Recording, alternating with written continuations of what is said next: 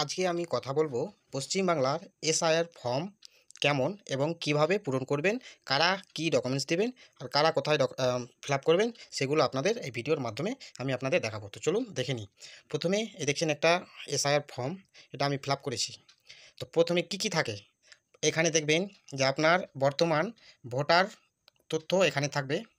তারপর এখানে আপনার ক্রমিক সংখ্যা, পার্ট নম্বর, বিধানসভা, রাজ্যের নাম থাকবে।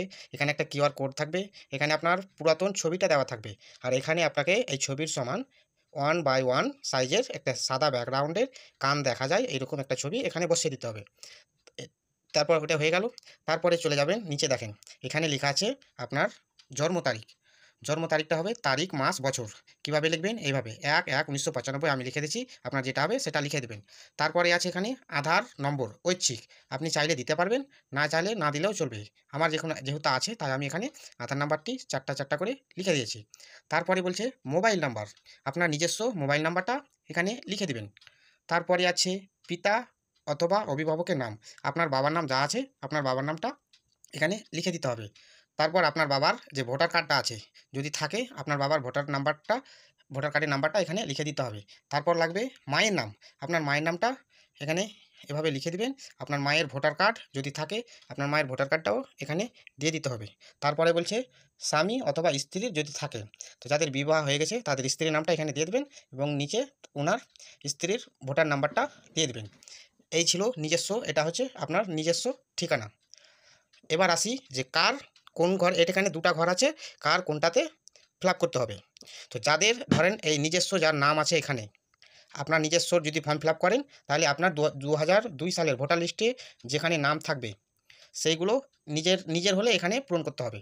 যেমন কি কি লাগবে? নির্বাচকের নাম, আপনার যে নামটা আছে 2002 সালে সেই নামটা এখানে দিবেন।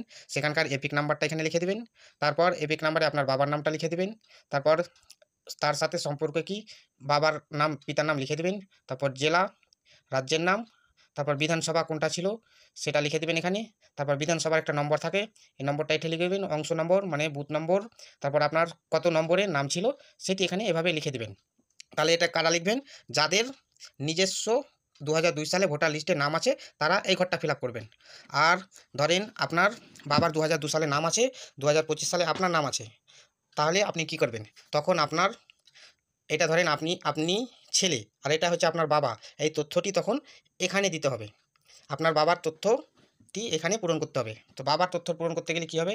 যে বাবার নাম 2002 সালে যার নাম ছিল সেই নামটা দিবেন, এপিক নাম্বারটা লাগবে। তারপর আপনার ওই যার নাম দিবেন তার সাথে সম্পর্কে কি বাবা হয়, বাবার নাম মানে এখানে আপনার তো বাবা, এটা তার বাবার নাম এখানে লাগবে। তার সাথে সম্পর্কে কি পিতা দিয়ে দেবেন। জেলা মুর্শিদাবাদ, রাজ্য পশ্চিমবঙ্গ, বিধানসভা ফারাক্কা, তার বিধানসভা কেন্দ্রের তো নাম্বারটা দিয়ে দেবেন 55, অংশ নাম্বার দিয়ে দেবেন আর ক্রমিক সংখ্যা নাম্বার দিয়ে দেবেন। অবশেষে আপনার এখানে একটা সই থাকবে, সই করে দেবেন। আর এখানে বিএলওরা সই করবেন। দুটা ফর্ম দিবে, এই ফর্মটা একটা রেখে দেবেন আর একটা বিএলওরা আপনার সাথে দিয়ে চলে যাবেন। তো এই ছিল প্রক্রিয়া। আপনারা অযথা হয়রানি হবেন না, বিভ্রান্ত হবেন না, কিছু নেই, একদম সহজ আছে। যাদের কাগজপত্র আছে নিশ্চিন্তায় বসে থাকেন। যদি ভিডিওটি ভালো লাগে থাকে শেয়ার করে অন্যজনকে দেখার সুযোগ করে দেবেন। ধন্যবাদ।